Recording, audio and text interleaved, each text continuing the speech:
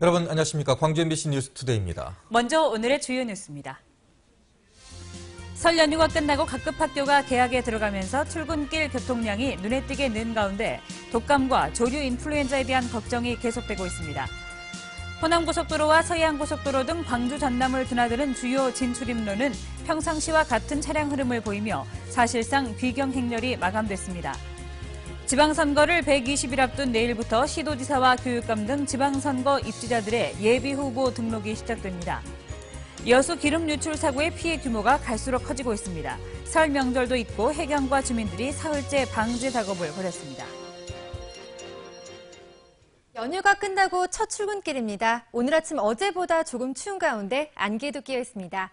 현재 옅은 안개로 인해서 시정거리가 광주가 8km, 순천이 6km를 보이고 있습니다. 서해안 지역에서는 한때 황사까지 일면서 시야가 좋지 않겠습니다. 오늘 특보 소식도 있는데요. 흑산도 홍도에서는 강풍주의보가, 서해 남부에서는 풍랑주의보가 발효된 상태입니다. 바람과 파도에 피해 없도록 유의하시기 바랍니다. 한 주간 기온 살펴보겠습니다. 내일은 매우 추울 텐데요. 광주의 아침 최저기온은 영하 7도까지 떨어지겠고 낮 기온도 영하권에 머물겠습니다. 모레도 영하 6도로 춥겠고요. 낮 기온은 조금 올라서겠습니다. 목요일부터 일요일까지는 아침 기온이 영하 3도에서 0도, 낮 기온이 4도에서 6도 정도로 예년과 비슷하겠습니다. 이 시각 기온 장성이 3도, 담양과 광주가 4도, 구례가 5도를 보이고 있습니다. 낮 최고 기온은 장성이 5도, 영광이 4도, 광주와 나주가 6도로 어제보다 낮겠습니다. 물결은 먼바다에서 4m로 매우 높게 일겠습니다. 당분간 맑은 하늘 보이다가 목요일에 곳에 따라 눈이나 비가 내리겠습니다. 날씨였습니다. 밤사이 귀경길 정체가 예상보다 빨리 해소되면서 고속도로는 원활한 흐름을 보이고 있습니다. 이 시각 현재 호남고속도로와 서해안고속도로 상하행선에서는 차량들이 정체 없이 평소와 비슷한 흐름을 보이고 있습니다.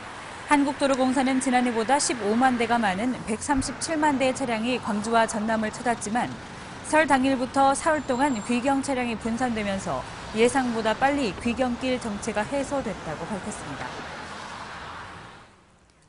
GS칼텍스 송유관 원유 유출 사고로 인한 방제 작업이 설 연휴 내내 계속됐습니다. 해양경찰청은 포항과 부산, 군산 등 산하 8개 관서의 함정 60여 척과 어선 40여 척을 동원해 방제에 나섰으며 기상 상태가 좋아지고 있어서 조만간 해상 방제를 마무리할 계획이라고 밝혔습니다. 방제 작업과 함께 피해를 입은 여수시 신덕마을에도 관계기관 공무원과 어민 등 600여 명이 동원돼 기름띠 제거 작업을 진행하고 있습니다. 여수해경은 GS칼텍스와 도선사 관계자들을 불러 정확한 사고 경위를 조사하고 있습니다. GS칼텍스 송유관 원유 유출 사고로 인한 GS칼텍스 측의 피해도 적지 않을 것으로 보입니다. GS칼텍스 관계자는 이번 사고로 GS칼텍스 소유인 원유 부두와 송유시설이 파손됐지만 방제와 사고 원인 조사를 위한 현장 보존 등의 문제 때문에 현재 복구하거나 피해액을 산출하기는 힘든 상황이라고 밝혔습니다. 하지만 재고량은 충분해서 원유 수급에 당장 문제는 없다고 덧붙였습니다. 광주 송정리에서 목포까지 호남고속철도 건설 사업이 뒤늦게 남아 올해 착수됩니다. 이제 서울 목포까지도 1시간대로 단축돼서 바야흐로 반나절 생활권이 가능해졌습니다. 문현철 기자가 취재했습니다. 호남고속철도 1단계 사업인 충북 5선과 송정리 구간은 올해 말에 완공될 예정입니다. 하지만 송정리에서 목포까지 구간은 예산 확보와 노선 변경 문제로 여태 착수조차 못한 상태. 오랜 수건이었던 이 구간도 올해 처음으로 400억 원의 정부 예산이 반영돼 본격적으로 착수됩니다. 노선은 송정리에서 무안공항을 거쳐 목포역까지 총 연장 64.9km로 3조 1,400억 원이 투자됩니다.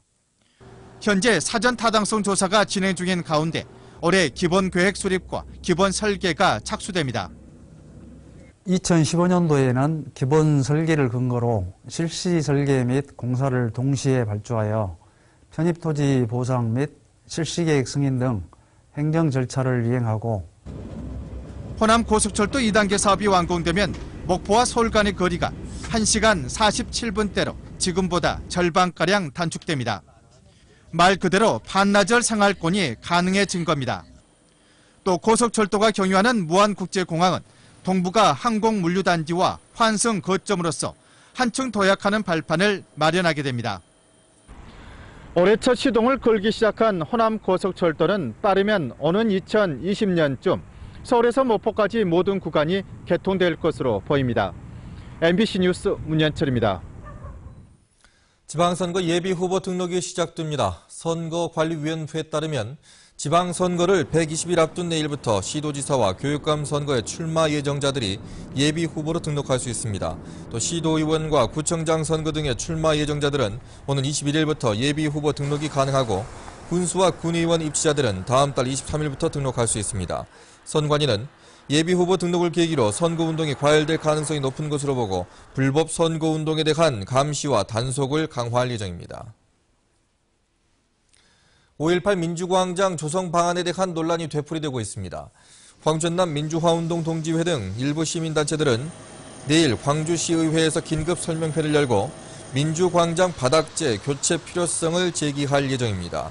이들은 화강암 박석으로 광장을 조성하면 여름에는 뜨겁고 겨울에는 미끄러울 뿐 아니라 아무런 상징성도 없다고 주장하고 있습니다. 반면 광주시는 시민 여론조사에서 박석에 대한 선호도가 더 높았다며 잔디광장은 관리 측면에서 바람직하지 않다고 밝히고 있습니다.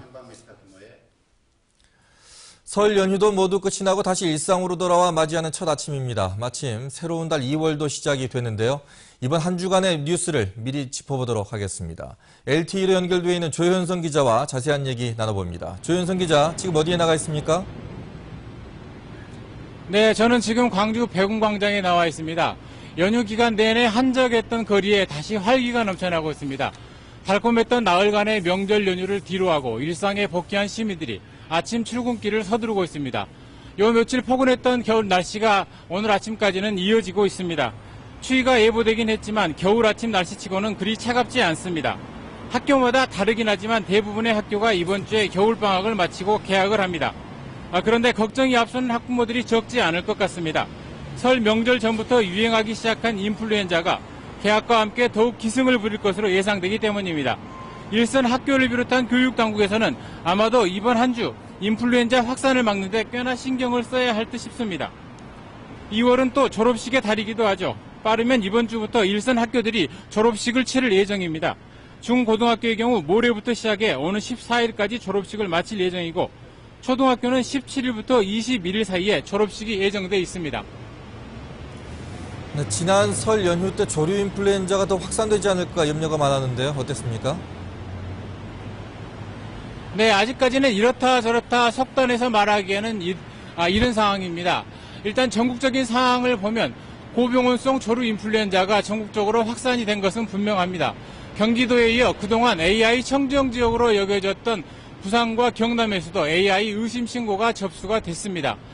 다행히 전남에서는 AI 의심 신고가 추가로 접수되지는 않았습니다. 그래서 전남의 경우 확산 단계가 지난 것 아니냐는 그런 희망 섞인 관측을 해볼 수도 있습니다. 하지만 앞서 이야기했듯이 섣부른 안심은 금물입니다. 무엇보다 AI 잠복기가 짧게는 사흘에서 길게는 21일까지 이어지기 때문에 긴장감을 늦출 수가 없습니다. 전라남도는 과거에도 일주일 단위로 추가로 발생한 적이 있다며 여전히 긴장감을 놓지 않고 있다고 밝혔습니다. 전남에서 지금까지 고병원성 AI 확진을 받은 곳은 해남 송지면과 나주 세지면, 영암 덕진면 등 모두 3곳입니다. 살처분된 닭과 오리는 해남과 나주, 영암 세 지역 19개 농가에서 30만 마리에 이르고 있습니다. 지금까지 MBC 뉴스 조현성입니다. 다음 소식입니다. 지난달 29일 파업에 나섰던 금호고속 일부 노조원들이 오늘부터 업무에 복귀합니다. 금호고속 제2노조에 따르면 사측의 단체 교섭 불응으로 파업에 나섰던 금호고속 노조원 180여 명은 설 연휴 기간 동안의 한시적 파업을 풀고 오늘 오전 업무에 복귀합니다. 하지만 제2노조는 이번 한시적 파업은 경고성이었다며 사측의 단체 교섭 불응이 계속된다면 다시 파업에 돌입하겠다고 밝혔습니다. 파업 중인 나주교통노조에 맞서서 사측이 직장 폐쇄를 검토 중입니다. 나주교통은 노조 측이 버스에 계란을 던지는 등 강성 파업을 이어갈 경우 부분 직장 폐쇄를 단행할 수 있다고 밝혀 협상에 이르기까지 진통이 예상됩니다. 파업이 장기화됨에 따라 연휴 뒤 첫날인 오늘도 출퇴근과 등하굣길 시민들의 적지 않은 불편이 예상됩니다. 현재 파업으로 60대의 버스 가운데 9대로 감축 운행이 이루어지고 있으며 나주시가 관광버스 12대를 더 투입해 운행을 하고 있는 상황입니다. 빛가람 혁신도시로 본사를 이전하게 될 공공기관들을 소개하게 되는 연속기획보도. 오늘은 마지막 시간으로 아시아 문화중심도시와 함께 문화산업을 육성하는 데 이바지하게 될 문화예술 분야 공공기관에 대해서 알아보도록 하겠습니다. 이계상 기자입니다. 한국콘텐츠진흥원은 방송 영상과 게임, 애니메이션 등의 콘텐츠를 제작하는 데 필요한 지원을 하는 기관입니다. 엄청난 부가가치와 고용 유발 효과를 가져오는 콘텐츠 산업은 무한한 성장 가능성을 갖고 있습니다. 콘텐츠진흥원은 다양한 분야의 콘텐츠 제작 업체들이 창의적인 아이템을 만들어낼 수 있도록 장비 등의 인프라 구축을 지원하고 인력을 키워내는 역할을 맡고 있습니다. 산업진흥원들뿐만 아니라 각 지역에 있는 진흥원들과 협의를 해서 지원 사업들을 만들어내고 그리고 조금 더 지원할 수 있는, 더 잘 지원할 수 있는 방안들을 만들어낼 것입니다. 사립학교 교직원 연금공단은 사립학교 교직원의 경제적 안정과 복리 증진을 위해 설립된 기관입니다. 40년 넘게 안정적으로 운영되면서 자금 규모는 14조 7천억 원을 넘어섰습니다. 지역의 어떤 사회적 공헌에 대해서 저희들이 고민을 많이 하고 많이 공헌을 할 거라고 저희들이 판단을 하고 계획을 하고 있습니다. 콘텐츠진흥원과 문화예술위원회가 올 상반기에 빛가람 시대를 열고 하반기에는 사학연금이 이전 작업을 마칠 예정입니다. 올가을 아시아 문화전당이 준공되고 나주 혁신도시에 문화 분야의 기관이 이전해 오면 광주 전남의 콘텐츠 산업이 도약하는 좋은 기회를 맞게 될 것으로 전망됩니다. 또한 문화 전문 인력을 양성하는 데 있어서 문화예술 분야의 공공기관의 지원이 큰 힘이 될 것으로 기대되고 있습니다. MBC 뉴스 이계상입니다.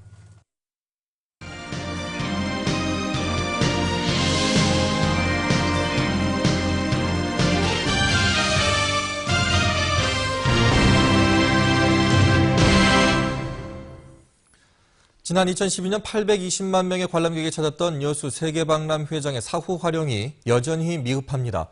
박람회가 열렸던 유럽의 나라들은 정부가 적극적으로 나서서 사후 활용책을 찾고 있습니다. 박민주 기자입니다.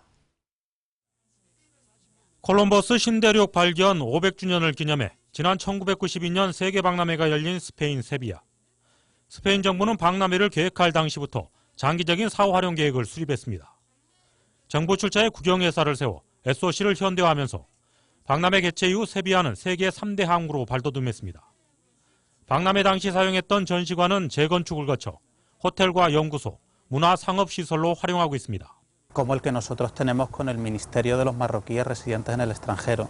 Ese programa cada año va aumentando, va dotando de actividad. Es importante que sea plurianual para que no termine en un año, sino que siga en el tiempo.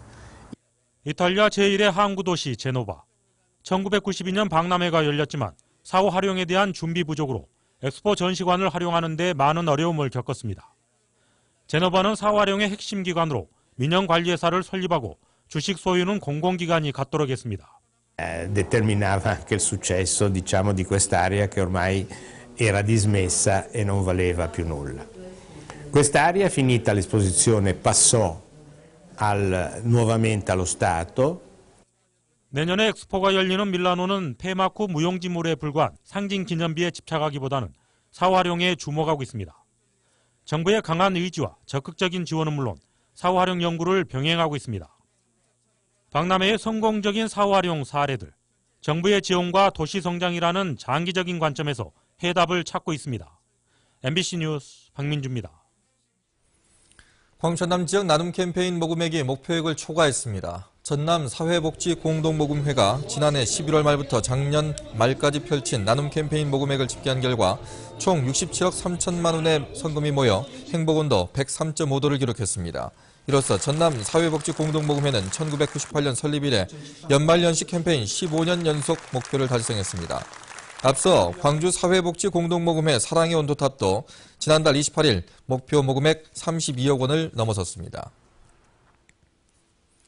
전남 지역의 소비자 물가가 전국적으로 다소 높은 것으로 나타났습니다. 호남지방통계청에 따르면 지난해 전남의 연평균 소비자 물가 상승률은 1.4%로 전국 평균 1.3%보다 다소 높았습니다. 특히 여수의 소비자 물가 상승률은 1.6%로 높은 상승률을 보였습니다. 광주의 연평균 소비자 물가 상승률은 1.3%로 전국 평균과 같았습니다. 류머티즘 퇴행성 관절염 전문 질환병원인 빛고울 전남대병원이 모레 개원합니다. 총 사업비 657억 원을 들여 광주 노인 건강타운 안에 지어진 빛고울 전남대병원은 정형외과와 재활의학과, 류머티즘 내과 등 총 13개 과로 구성되어 있습니다. 빛고울 전남대병원은 216병상 규모로 류머티즘 관절염 전문 질환센터로서는 전국에서 가장 큽니다. 대형 유통업체의 올해 설 선물 세트 판매 실적이 나아진 것으로 나타났습니다. 지역 유통업계에 따르면 광주 지역 백화점과 대형 마트마다 이번 설 명절 매출이 지난해보다 2%에서 15%가량 늘어난 것으로 집계됐습니다. 일본 방사능과 조류 인플루엔자의 영향으로 정육 선물 세트와 배 등 과일 선물 세트 판매가 큰 폭으로 증가했습니다. 다음은 희망 2014 이웃돕기 성금을 보내주신 분들입니다.